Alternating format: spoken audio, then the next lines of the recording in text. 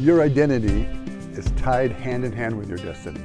Genesis chapter 1, God said, let us make man in our image, our identity, and let us give him dominion over the earth, our destiny. We have a call upon our lives as human beings to reflect the goodness and nature of God and to spread it throughout all creation. Creation is groaning and waiting for us to step into our fullness. And I'm excited. In recent years, we've seen such a influence of identity teaching that has been so good for the church. But what concerns me is if we just stay in identity, I think we get kind of egoed out. You know, I'm a child of God. I've got all this good stuff. I'm so loved and accepted. And that's wonderful, but there's a purpose for that identity. It's to be a servant. It's to release the goodness of God through the world. God's given us these great gifts to give away. So our destiny is crucial. Let me give you an example of that. Abraham. He's Abram first, that's his name, and God says, I want you to leave your family and everything, and I want you to get up and go out into the wilderness. And it's in that place, it's in that calling, it's in that destiny that Abram, his name is changed to Abraham. Because God shows him the stars, prophesies to him, says, listen, I'm going to give you all the nations, and I'm going to give you a multitude out of your very loins, and it's going to be like the stars of the sky, and it's going to be like the sand of the seashore. And Abraham says, well, there's one problem, Lord. I don't have any kids, and I'm getting old, and so Sarah, and it doesn't look like it's going to happen. We need some family here. And God's promise is spoken to him, and Abraham has to hang on and believe that promise, but he has to walk that promise out. He has to live it out on a daily basis.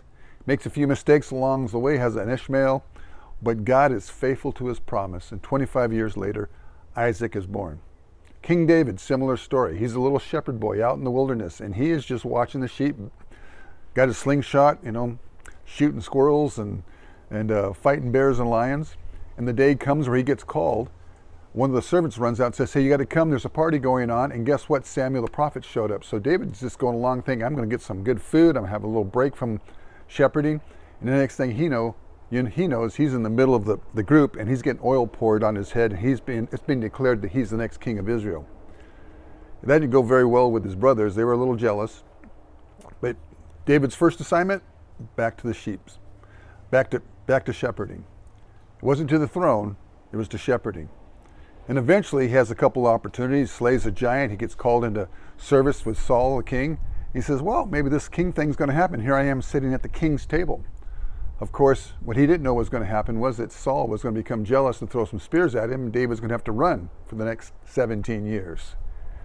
So I got to believe he's thinking this kingship thing isn't so hot. I mean, ever have a prophecy kind of go sour on you and you think you get this great word and everything goes in the opposite direction? Well, that's what's happening with David. But this is part of the process. This is part of the testing that purifies your identity. David, you are a king, but you're going to be a king after my heart. You're going to be a godly king. And we have to work in you some characteristics so that you are elevated to really carry that title. I'm going to grow these things in you by my grace. Just trust me. So David trusts God for the next 17 years. He runs through the fields, he runs through the mountains, he runs through the hills. And one of my favorite thoughts in my imagination of David, a scene in his life, if there was to be a movie, was what I call his cave time, because he dwelt in caves running from Saul. And I got to imagine that many times he pulled out his harp, his guitar, and he just started playing some tunes, and guess what? Those were some of the Psalms that we sing today and we read today. So what did David do? He took a cave and he turned it into a throne room.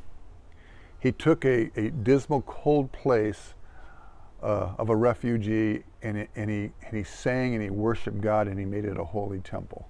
See, that's what faith does. That's when someone who says, it doesn't look like I'm a king, but I'm going to act like one. I may not feel like a child of God today, but I'm going to act like one. I might not feel like a saint, but I'm going to act like one, because that's who God says I am. So we walk out our identity by fulfilling our destiny. So let me ask you, has God spoken to you words of promises of what he's called you to be and do? He will give you direction. He'll give you steps. See, this is where our identity really becomes authentic. We have to walk it out. We have to believe God for it. Father, you said thus about me. And these trials or these struggles, this destiny, this work you've called me to, I'm having to walk out. And it's pulling out of us our very identity. See, that's how it works. I believe our destiny actually pulls on us to step into our identity. So guys, you just can't sit back and believe great things about yourself. I mean, that's good. That's a good start. But eventually we have to take steps of faith. And eventually we have to walk out our destiny, because that's where we experience the fullness of our identity. God bless you.